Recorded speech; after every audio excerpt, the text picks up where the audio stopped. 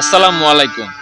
একটা বিষয় দেখতেছি যে যদি শাকিব খান না থাকে তাহলে কি মানে চলচ্চিত্র যে ইন্ডাস্ট্রি আছে এটাতে কি তালা ঝুলবে কিনা, মানে এরকম একটা প্রশ্ন দাঁড়াইছে। এখন আপনি কি মনে করেন শাকিব খান যদি বেঁচে থাকে তাহলে মানে সবসময় হিট থাকবে বা ভবিষ্যতেও হিট থাকবে এমন কিছু, বা সে যদি এখন না থাকে তাহলে কি হবে, মানে তালা ঝুলবে? তো আমি যদি আমার কথা বলি তাহলে হচ্ছে অবশ্যই তালা ঝুলবে না। কেননা মান্নাও ছিল একসময় জনপ্রিয় নায়ক, এবং আপনার আরও আরেকজন আছে সালমান শাহ।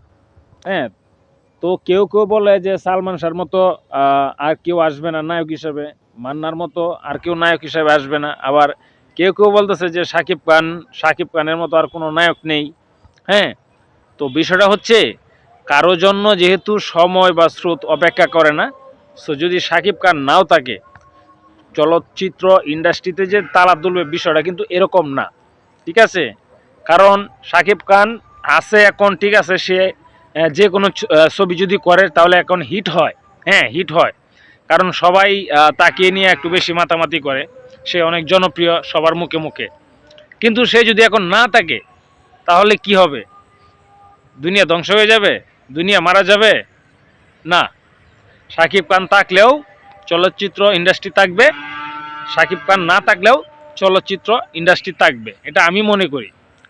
সো দেখা গেছে যে শাকিব খানের নিচে এখন বর্তমানে যারা আরও জনপ্রিয় নায়ক আছে বা নতুন নতুন নায়ক জন্ম হইতেছে প্রতিদিন, তো তাদের মধ্যেও তো শাকিব খানের মতো হওয়া যাবে, বা শাকিব খানের চাইতে আরও বড় কিছু হওয়া যাবে। হ্যাঁ, একটা মানুষ চাইলে অনেক কিছু সম্ভব হয়। আপনি যদি আপনার লাইফকে চ্যালেঞ্জ হিসাবে নেন তাহলে আপনি প্রত্যেকটা কাজে কিন্তু আপনি সফল হবেন। আমি কাউকে ছোটো করে বলতেছি না বা কাউকে বড় করেও বলতেছি না। জাস্ট আমার কাছে যেটা মনে হয়েছে যে শাকিব খান থাকলে তালা ঝুলবে কি না, সরি, শাকিব খান যদি না থাকে এখন ইন্ডাস্ট্রিতে তাহলে তালা ঝুলবে কি না, আর থাকলে কি হবে, না থাকলে কি হবে। সো আমি আমার মন্তব্য দিছি, আশা করি আপনারা কমেন্টস করে জানাবেন যে আমি ঠিক বলেছি কিনা বা কারো পক্ষ নিয়ে কথা বলছি কিনা। বিষয়টা এমন না, ঠিক আছে, আমি কাউকে ছোট করে দেখতেছি না, কাউকে বড় করে দেখতেছি না।